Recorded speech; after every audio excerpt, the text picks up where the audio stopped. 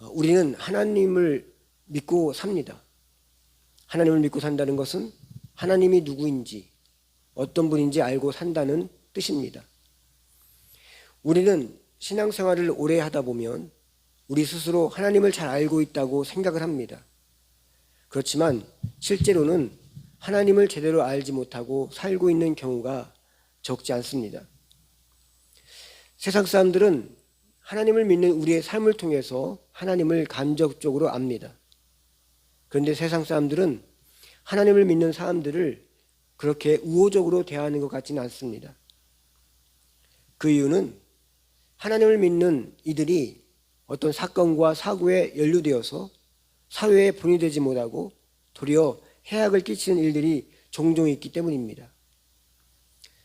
이 말은 하나님을 믿는 우리가 하나님을 제대로 말씀대로 살고 있지 않고 있기 때문이란 뜻도 됩니다.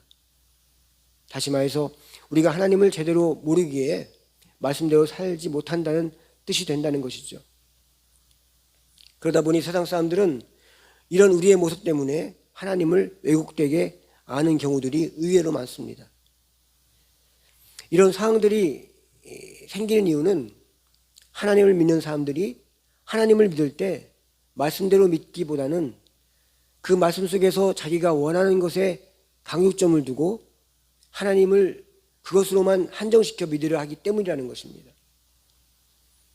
이렇게 자신에게 맞는 것만을 집중해서 믿다 보니 신앙의 균형이 깨지고 편협적이 되어지고 폐쇄적이 되어서 자기 중심적으로 믿고 싶은 그것만이 전부로, 그렇게 믿는 것만이 의로운 것으로 잘못 믿게 된다는 것입니다. 이 말을 사사기 마지막 장 마지막 절에 이렇게 기록합니다. 21장 25절에 그때 이스라엘 왕이 없으므로 사람이 각기 자기 소견에 옳은 대로 행하였더라. 이렇게 말하면서 사사기는 끝을 맺습니다. 이 말은 하나님이 왕이 아니고 자기 자신이 왕이 되어서 자기 중심적으로 믿고 행동한다는 그런 뜻입니다. 이게 무슨 말입니까? 중심 잃어버렸고 질서가 없고 마음대로 기준도 없고 그렇게 허랑방탕하게 살았다는 그런 뜻입니다. 구약의 이스라엘 백성들의 역사를 보면 이렇게 하나님을 잘못 믿고 불순종할 때마다 선지자들이나 왕을 통해서 또는 하나님의 특별한 계시를 받은 사람을 통해서 이스라엘 백성들의 신앙을 갱신시키고 개혁을 일으켰던 것이 몇 차례 있었습니다. 모세가 이스라엘 백성을 데리고 나와 광야에서 고라 자손들을 통해서 하나님 말씀에 반역하고 애굽으로 돌아간다고 할 때 그때 하나님의 큰 징계를 하시면서 이스라엘 백성이 다시 한번 하나님의 뜻을 되뇌이게 하고, 또 모세가 십계명을 받으러 시내산에 올라갔을 때 그 밑에서는 아론을 중심으로 금송아지를 만들어서 이 금송아지가 자기들을 애굽에서 이끌어낸 신이라고 하면서 그렇게 엉뚱한 곳에 우상 숭배할 때 또 하나님께서 모세를 통해서 다시 한번 그들을 신앙적인 갱신을 시킵니다. 그 외에도 사무엘이 미스바에서 큰 성회를 열어서 이스라엘 백성들이 우상 숭배하고 하나님을 제대로 믿지 않은 것에 대해서는 거기에 대한 신앙의 갱신을 또 했었고, 또 요시야 왕도 종교개혁을 통해서 성전을 보수하다가 찾아낸 율법책을 보고선 우리가 하나님을 잘못 믿었구나 라고 회개하면서 그들이 믿었던 그런 모든 우상적인 그 제단들을 다 무너뜨리고 우상을 파버렸던 그런 내용들을 우리가 예전에 말씀 통해서 들었습니다. 이 모든 것이 이스라엘 백성들이 하나님의 백성이라고, 하나님의 선민이라고, 하나님의 놀라운 이적들을 보았음에도 불구하고 그들은 늘 같이 반복적으로 우상을 섬기고 하나님을 잘못 섬기고 자기들 마음대로 섬김을 가졌다는 것이죠. 그럴 때마다 이스라엘 백성들은 계속해서 신앙의 갱신들, 신앙의 개혁들을 이뤄가면서 하나님이 그들 이끌으심을 볼 수가 있습니다. 오늘 본문은 느헤미야와 에스라가 포로로 돌아온 이스라엘 백성들에게 이방 땅에서 그 바사, 페르시아, 바벨론 그 땅에서 익숙해진 삶을 버리고 하나님을 바로 섬기도록 온 이스라엘 백성들과 회개하며 서약하는 그런 내용입니다. 이렇게 이들이 서약을 하면서 이방 땅에서 하나님을 제대로 알지 못하고 자기들 마음대로 자기 편한 대로 믿었던 왜곡된 믿음을 버리고 말씀대로 바로 믿고자 했던 신앙의 갱신과 개혁의 내용이 우리가 오늘 쭉 읽은 6절부터 마지막 절까지 내용입니다. 느헤미야의 신앙 갱신을 위한 결단들은 포로 생활 가운데 이방 문화에 물들어 있던 이스라엘 백성들과 하나님을 제대로 알지 못하는 후손들에게 하나님이 어떤 분이신지를 바로 가르쳐주기 위해서 이스라엘 역사 속에서 자신들과 하나님이 어떻게 함께 하고 계셨는지에 대해서 말하고 있는 것입니다. 오늘 길게 읽은 말씀 속에 하나님을 표현한 말들을 몇 가지 추려해 보면 하나님의 크신 국률이라는 그 단어가 나옵니다. 하나님의 크신 국률. 이것이 5차례 나오는데 하나님의 크신 국률은 하나님을 말할 때 아주 대표적인 그런 하나님을 표현하는 단어입니다. 또 하나님이 어떤 분이신지를 알게 하는 내용들을 이렇게 쭉 살펴보면 하나님은 아브라함과 처음에 언약을 맺으면서 이게 이스라엘 백성의 시작입니다. 언약을 맺으면서 그 이스라엘 조상 아브라함과 하나님은 그 언약을 지키기 위해서 이스라엘 백성들의 계속적인 배반이 반복됨에도 불구하고 언약을 파기하거나 없애지 아니하시고 그 약속을 끝까지 지켜 가십니다. 또 하나님은 약속을 지키기 위해서 이스라엘 백성들에게 징계를 내리시면서 이스라엘 백성들에게도 그 언약을 지킬 수 있도록 이끄시고 계시다는 것입니다. 그리고 그들에게도 계속 복을 주십니다. 이 모든 과정이 하나님과 인간과의 인격적인 관계, 하나님께서 약속하시고 하나님만 그 약속을 이행하는 것이 아니라 인간들도 그 약속을 이행할 때 하나님의 관계를 통해서 하나님의 백성이 된다는 그런 이야기를 하고 있는 것입니다. 이스라엘 백성들이 그대의 역사 고비고비마다 그 고비가 무엇입니까? 하나님을 잘못 믿고 하나님 외에 다른 신을 섬길 때, 이런 고비 때 하나님은 그 크신 국률로 하나님의 백성들을 품어주셨습니다.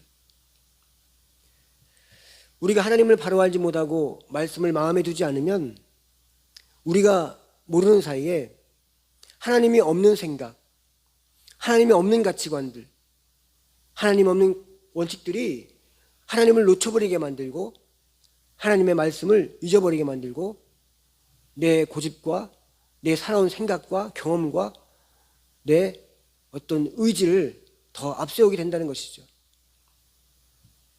그렇게 되면 하나님의 자녀로 세상과 구별되어 살지 못하게 되고 그것은 우리 영적 분별력을 마비시켜서 스스로 교회 안에서 서로가 비난하고 정죄하고 공격을 하게 된다는 것입니다. 또한 자기 자신도 패배감에 사로잡혀서 하나님을 믿는다고 하나 그 속에 하나님이 없는, 하나님의 말씀이 없는 자같이 살아가게 된다는 것입니다. 그런데도 더 놀라운 것은 그 사실을 자기 자신이 모른다는 것이죠. 그렇게 살아가고 있는데 그것이 옳은 줄 알고 그것이 의로운 건 줄 알고 나만 옳은 줄 알고 그렇게 사는 것을 자기 자신도 모른다는 것입니다. 이처럼 우리의 신앙이 병들지 않고 건강하려면 우리 늘 깨어서 기도하고 말씀을 늘 품에 끼고 읽고 묵상하고 하늘로부터 부어주는 신령한 은혜를 공급받아야 한다는 것입니다. 그래야 하나님 말씀대로 순종하며 살 수 있는 힘과 에너지를 얻게 되는 것입니다. 하나님의 말씀은 우리가 똑똑하고 이해하고 잘나서 힘이 있어서 할 수 있는 것이 아닙니다. 하나님의 말씀은 하나님께서 우리 마음속에 그 말씀을 순종할 수 있는 힘과 은혜와 에너지를 공급해 줘야만이 순종할 수 있는 것이 하나님의 말씀입니다. 이런 상태가 되려면 우리 영적으로 무장된 하나님의 군사가 되어야 된다는 것입니다. 우리는 신앙생활을 적극적으로, 다른 말로 말하면 공격적으로 해야 되는 것이 필요하고 중요합니다. 구약에서 이스라엘 백성들은 전쟁의 역사이고 싸움의 역사입니다. 하나님이 있는 신앙과 하나님이 없는 신앙과의 싸움과 전쟁이었습니다. 이 싸움과 전쟁은 하나님을 믿는 그 마음을 지키고 그 마음을 세상에 빼앗기지 않으려는 그것이었습니다. 그러기에 하나님을 믿는 사람은 하나님의 군사로 믿음 생활을 해야 된다는 것입니다.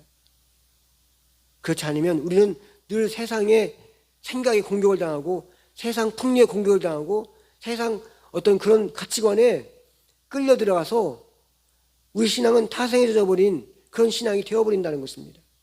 이것도 좋고 저것도 좋고 이럴 수도 있고 저럴 수도 있고 기준이 없는 질서가 없는 원칙이 없는 그런 신앙이 되어버린다는 것입니다. 예배를 드려도 늘 의무감에서 예배를 드리게 되고 그것이 믿음생활 다한 것이냐 하며 교회를 다니게 된다는 것이죠. 이렇게 신앙생활하면 세상에 거부감 없이 무엇이 잘못되었는지 알지 못한 채 그냥 세상 분위기에 세상 풍조에 휩쓸려 살 수밖에 없는 것입니다. 좀 잘 되면 우쭐하고 교만해지고 또 뭐 좀 잘못되면 좀 잘 안 되면 낙심하고 낭망하고 좌절하고. 그러나 하나님을 의지하고 하나님 말씀 듣는 자는 잘 될 때도 겸손함으로 넉넉한 마음으로 그 잘됨을 하나님께 영광 돌리고 안 될 때도 낙심 대신 하나님께서 이 과정을 통해서 더 나를 훈련시키시고 더 새롭게 하시려는 어떤 하나님의 계획이구나 라고 믿음으로 받아들이는 지혜를 갖게 된다는 것입니다. 바울은 에베소에서 6장 14절부터 17절에 이렇게 말합니다. 그런즉 서서 진리로 너희 허리띠를 띠고 의에 호심경을 붙이고 평안의 복음에 준비하는 것으로 신을 신고 모든 것 위에 믿음의 방패를 가지고 이로써 능히 악한 자의 모든 불화살을 소멸하고 구원의 투구와 성령의 검 곧 하나님의 말씀을 가지라.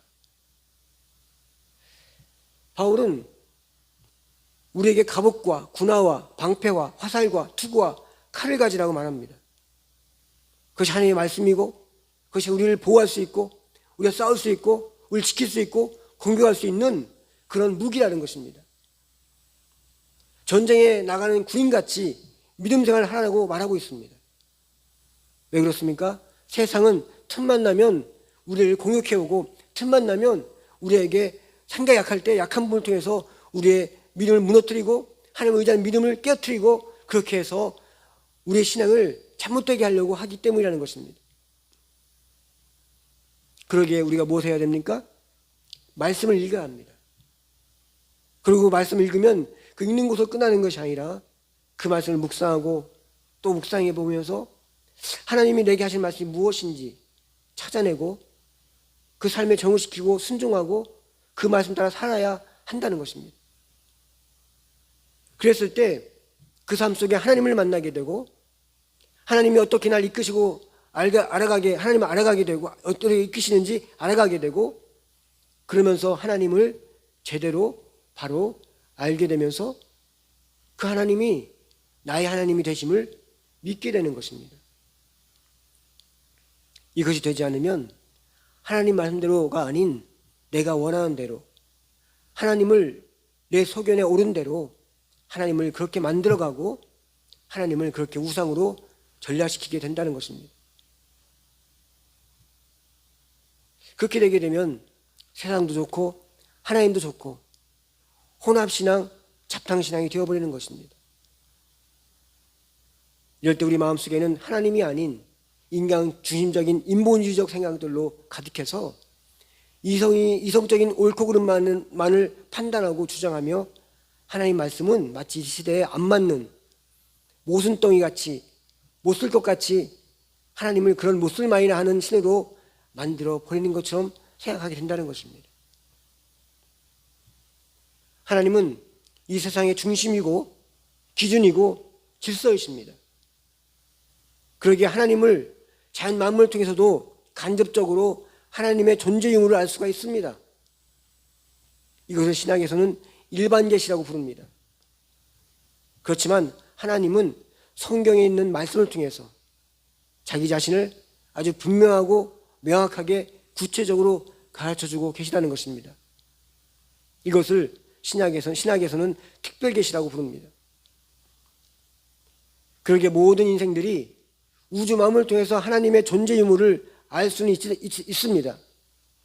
그렇지만 하나님이 어떤 분이신지, 나와 무슨 상관이 있는 분이신지는 분명하게 알 수가 없다는 것이죠. 정말로 하나님을 제대로 바로 알려 한다면 하나님 말씀을 통해서, 말씀이 육신이 되어 이 땅에 오신 예수 그리스도를 통해서만이 정확하게 알 수 있는 것입니다. 또한 그 하나님 말씀을 순종할 때 나의 죄가 보이고 나의 어리석음이 보이고 내가 제대로 살고 있는지를 알게 되고, 그렇게 되면서 순종하기 전까지는 전혀 알 수 없었던 우리를 향한, 나를 향한 하나님의 크고 놀라운 뜻과 계획을 경험하게 된다는 것입니다.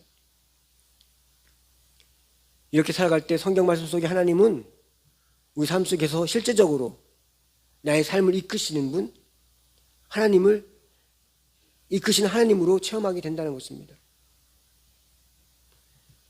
오늘 긴 본문을 통해서 간략히 요약해서 결론적으로 말씀드리면, 이스라엘 역사 속에서 이스라엘 백성들은 하나님 앞에 늘 악을 행했던 백성들이었습니다. 그럼에도 하나님은 이스라엘 백성들에게 신실하게 대하셨습니다. 그들은 항상 하나님을 먼저 찾지 않았고 먼저 하나님께 나가지 않았습니다. 그렇지만 하나님은 오히려 자신이 먼저 그들에게 은혜를 베푸셨고 크신 국률로 그들을 품어주셨습니다. 하나님은 우리가 아직도 죄인인데도 그의 독생자 예수 그리스도를 죽이심으로 하나님의 크신 사랑을 보여주셨습니다. 그 크신 국률을 우리를 죄로부터 돌이키게 하시고 하나님의 충만한 은혜로 하나님의 자녀로 삼으셨다는 것입니다. 그러기에 독생자 예수까지도 우리를 위해 보내주신 하나님 아버지의 말씀을 순종하며 살아가는 것은 우리를 향한, 또한 나를 향한 하나님의 크신 뜻과 계획을 제대로 명확하고 확실하게 알 수 있는 길임을 우리가 믿어야 하는 것입니다. 그러기에 우리가 하나님을, 말씀을 순종한 만큼, 우리가 믿는 하나님은 말씀을 순종한 만큼 알 수 있는 분입니다. 말씀을 읽고 이해하는 것은 하나님을 제대로 알 수가 없습니다. 그 말씀을 순종할 때 우리 이성을 깨달을 수 없었던, 우리가 경험해보지 못했던 하나님의 놀라운 우리를 향한 계획하심과 뜻들을 알게 되고, 말씀에 순종할 때 성경에 있는 그 하나님이, 성경에 몇천 년 전에 기록된 그 하나님이, 그 옛날에 그 하나님이 지금 나의 하나님, 날 이끄시고 날 구원하시고 날 복주시고 내 인생을 책임지시고 우리 삶을 축복하시는 그 하나님으로 우리 마음속에 역사하시는 것입니다.